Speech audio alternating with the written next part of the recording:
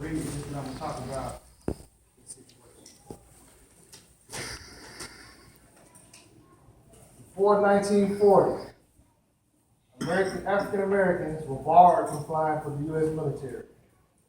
Civil rights organizations and the black press exerted pressure that resulted in the formation of an all-African American pursuit squadron based in Tuskegee, Alabama in 1941.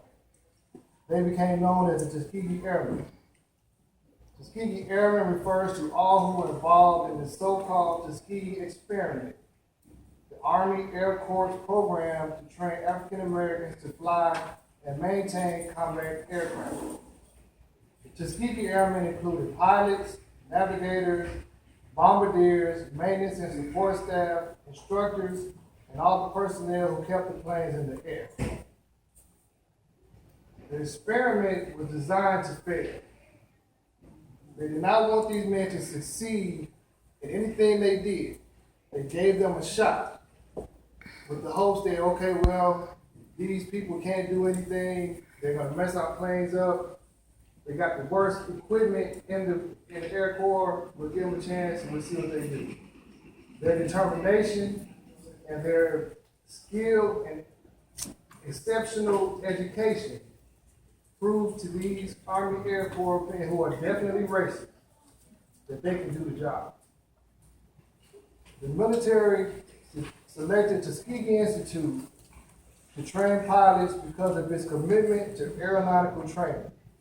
Tuskegee had the facilities, the engineering and technical instructors, as well as the climate for year-round flying.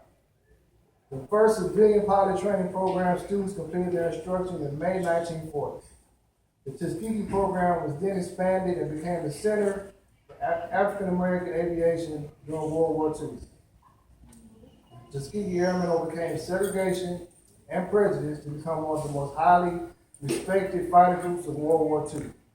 They proved conclusively that African Americans could fly and maintain sophisticated combat aircraft.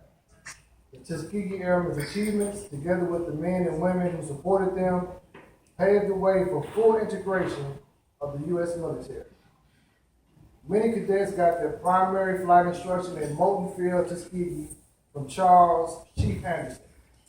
The first class of 5 African American aviation cadets earned their civil wings to become the nation's first black military pilots in March 1942. Between 1941 and 1945, Tuskegee trained over 1,000 black aviators for the war effort. Chief Anderson was the first black American to receive a commercial pilot certificate in 1932, and subsequently to make a transcontinental flight. This is something you will never hear on TV or anything like that. They don't put this information out there for you to have.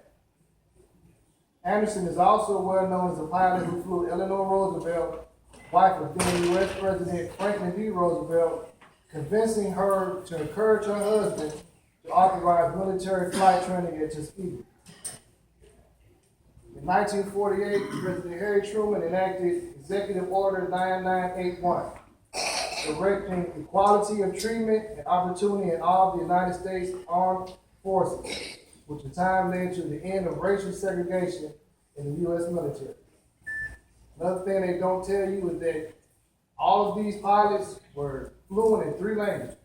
They spoke English, French, and German, because that's where their combat missions were. This is my grandfather, Edward Cisco. He was not a red tail. He was an airman. His brother, Walter Cisco, was a red tail. They both died in combat training exercises over Walterboro, South Carolina in 1944. My mother was 1 year old when my father passed. So all she ever knew of him was these pictures. And a lot of well-kept documents that my grandmother passed on to me about a month ago. This is a picture of him in his aviator's uniform. Another thing they don't tell you is that a lot of the pilots were very small. They were 5'3", 5'4", very slender men because of the size of the aircraft. So these men were educated, very courageous. because they went in and did something that nobody else could do.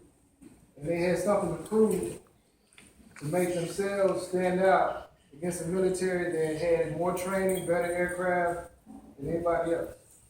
This is a picture of my grandfather seated, his brother standing, and his mother, which would be my great-grandmother. That picture, he was born in 1918, he was probably 4 or 5, that's pictures from 1922.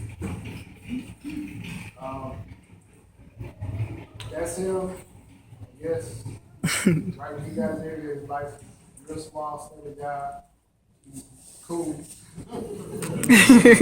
This lady is my grandmother. She is still alive today. She has that look in her eye. He has the same look in his eye. That's how my mother got here. So I like this picture because you can see the electricity and the chemistry between them. That's just an awesome picture. You can see how tall he is compared to her. She's a very small woman. But the one thing I want to stress to the younger generation is that these men came up in a time where you could be killed for learning how to read. Education is not a right, it's a privilege. That's why you have to think like that today, because if you look at what's going on today, they're trying to scale all that back. They don't want you to get ahead. They don't want men like this.